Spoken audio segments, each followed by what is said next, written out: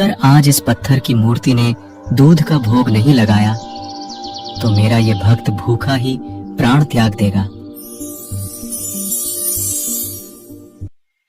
नामदेव जी अपने माता पिता के इकलौते पुत्र थे। नामदेव के माता पिता सुबह सुबह दूध निकाल कर लेकर आते थे। सुबह का भोजन करने से पहले वो विट्ठल भगवान को उस दूध से भोग लगाया करते थे।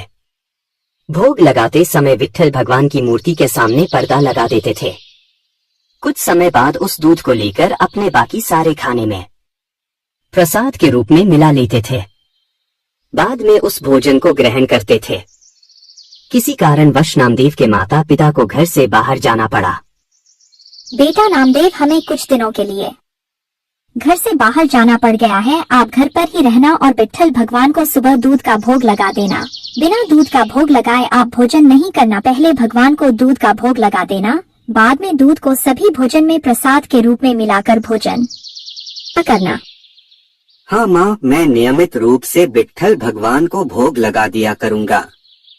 रोज सुबह विट्ठल भगवान को दूध का भोग लगाने के बाद ही दूध को प्रसाद के रूप में भोजन में मिलाकर मुझे भोजन करना है। अब मैं पूरी निष्ठा के साथ भगवान को दूध का भोग लगाया करूँगा। अगले दिन नामदेव जी स्नान करके सुबह सुबह विट्ठल भगवान की मूर्ति के सामने दूध को प्रसाद के रूप में रख देते हैं और कहते हैं, विट्ठल भगवान दास का ये दूध का भोग स्वीकार करे, कृपया इस दूध को ग्रहण करे। नामदेव जी सोच रहे थे कि विट्ठल भगवान इस दूध को पिएंगे और तभी उसे भोजन करना है। काफी देर प्रार्थना करने के बाद भी विट्ठल भगवान की मूर्ति दूध नहीं पीती है। मुझे नीच से कोई गलती हुई है, इसीलिए विट्ठल भगवान दूध नहीं पी रहे हैं।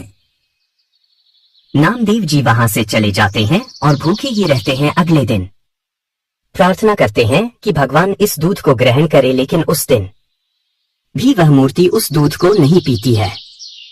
नामदेव जी भी उस दिन भी भूखे रहते हैं और वह भूखे ही सो जाते हैं।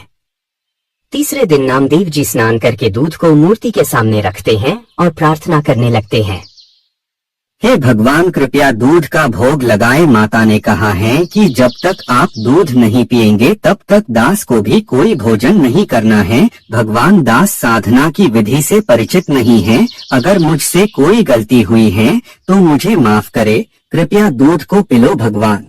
कबीर परमात्मा अपने भगत की ऐसी स्थिति देखकर वहाँ पर प्रकट हो जाते हैं। अगर आज इस पत्थर की मूर्ति ने दूध का भोग नहीं लगाया तो मेरा ये भक्त भूखा ही प्राण त्याग देगा।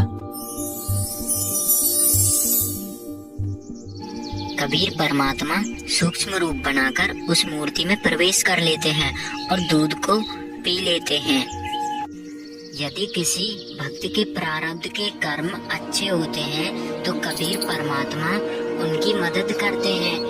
भगत नामदेव जी सोच रहे थे कि यह दूध को भोग विट्ठल भगवान ने लगाया है, लेकिन पूर्ण परमात्मा कबीर साहिब यदि किसी भक्त का प्रारब्ध कर्म अच्छा होता है तो उसकी मदद करने के लिए जरूर आते हैं। ये 2D एनिमेशन संत रामपाल जी महाराज के सत्संग प्रवचनों का अंश मात्र है। संपूर्ण आध्यात्मिक ज्ञान प्राप्त करने के लिए अवश्य सुनिए संत रामपाल जी महाराज जी के मंगल प्रवचन। आप संत रामपाल जी महाराज जी के मंगल प्रवचन संत रामपाल जी महाराज एप्लीकेशन पर भी सुन सकते हैं तथा उनके द्वारा लिखी पुस्तकें भी डाउनलोड कर सकते हैं।